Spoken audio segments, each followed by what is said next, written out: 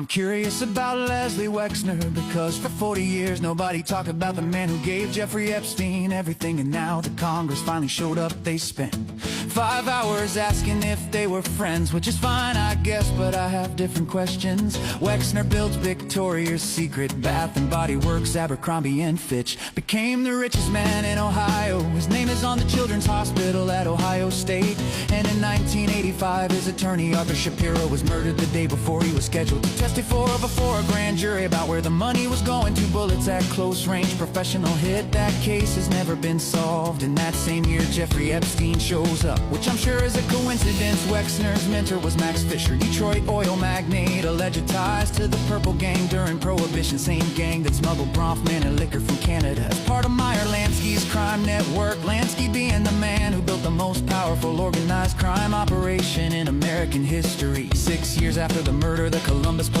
Organized Crime Bureau finished a report. It concluded the killing had strong marks of a La Cosa Nostra hidden name. Leslie Wexner as linked with associates reputed to be organized crime figures. Walsh Trucking out of New Jersey handled over 90% of the limited shipping, and its owner Frank Walsh was charged by future Supreme Court Justice Samuel Lowe with paying off Teamsters officials and members of the Genovese crime family. The Genovese boss, Fat Tony Salerno, was named as an unindicted co-conspirator. Walsh pled guilty, and after his conviction he was still hauling for the limited. The report said the Genovese family might consider Wexner a friend, and the police chief ordered the report destroyed the same month. When a reporter found it years later, the chief said, "I thought I got rid of it." Now the boss of that same Genovese family, Salerno, was represented by a lawyer named Roy Cohn, who also mentored a young real estate developer named Donald Trump, and mega group member Ronald Law. The Estee Lauder heir was connected to Cohn and served as U.S. ambassador to Basel Try around the same time. Epstein got a fake Eritrean passport with a different name that was later found in a safe, which I'm sure is unrelated but interesting. In 1991, Wexner and Charles Bronfman co-founded the mega group Bronfman, whose family fortune came from smuggling liquor through organized crime. About 20 of the wealthiest men in America meeting in secret, and the membership reads like a second-generation Lansky syndicate. Michael Steinhardt, whose father was Lansky's stolen jewelry dealer and affiliated with the Genovese crime family, same family from the police report. He wrote about it in his own autobiography as Wegistics Man. Epstein allegedly arranged for Southern Air Transport to relocate to Rickenbacker Air Force Base in Columbus to service the limited's cargo.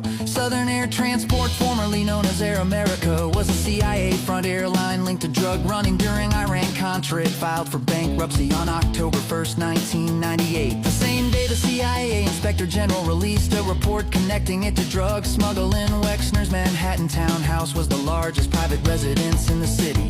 Visitors described a bathroom hidden beneath the stairway, lined with lead, fitted with closed-circuit television screens, and then he gave the whole thing to Epstein.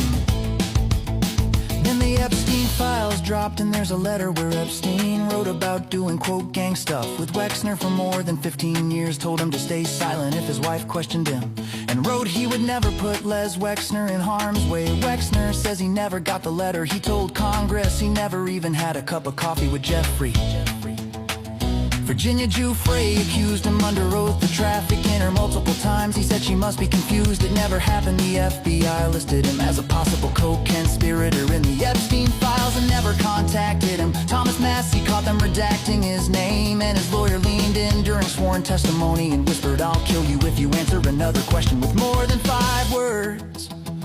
And Wexner laughed. "I'm just curious how a man can be named in an organized crime report a chief tried to destroy. Connected the Genovese family through Roy Cohn to the man who became president. Have Epstein write about gang stuff for 15 years. Get accused under oath by a trafficking victim. Get listed as an FBI co-conspirator. And nobody ever knocked on his door."